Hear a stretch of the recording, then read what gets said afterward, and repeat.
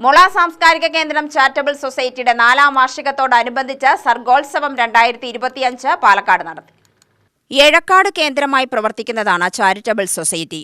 ചെമ്പൈ സ്മാരക സംഗീത കോളേജിൽ നടത്തിയ സർഗോത്സവം കോങ്ങാട് MLA കെ ശാന്തകുമാരി ഉദ്ഘാടനം ചെയ്തു.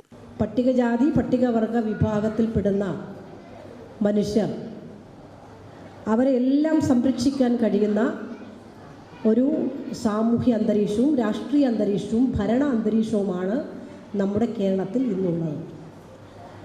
ഇപ്പോൾ മുളയുമായി ബന്ധപ്പെട്ടുകൊണ്ട് ഉപജീവന മാർഗം നിർവഹിക്കുന്ന ഏതാണ്ട് മുഴുവൻ ആളുകളും കേരളത്തിലെ പട്ടികജാതി വിഭാഗത്തിൽപ്പെടുന്നവരാണ്. അവരുടെ കുലത്തൊഴിൽ അതിൽ മാത്രം ചെയ്യണമെന്നല്ല, പക്ഷേ കുറച്ച് കാലങ്ങളായിട്ട് മുളയുമായി ബന്ധപ്പെട്ടുകൊണ്ടുള്ള ഉപകരണങ്ങൾ ഉണ്ടാക്കലും ഉപജീവന മാർഗവും സ്വീകരിക്കുകയും ചെയ്യുന്ന ഒരു വിഭാഗം എന്ന നിലയിലാണ് പട്ടികജാതി വിഭാഗത്തിൽപ്പെടുന്നവരാണ്. 53 പട്ടികജാതി വിഭാഗമാണ് നമ്മുടെ കേരളത്തിലുള്ളത്. അതിലൊന്നാണ്. തീർച്ചയായിട്ടും അവരുടെ സാമൂഹ്യ പുരോഗതി കേരളത്തിലെ സർക്കാരിൻ്റെ ഒരു കൺസേണാണ്. കേരളത്തിലെ സർക്കാരിൻ്റെ ഏറ്റവും പരിഗണനയിലുള്ള ഒരു വിഷയമാണ്.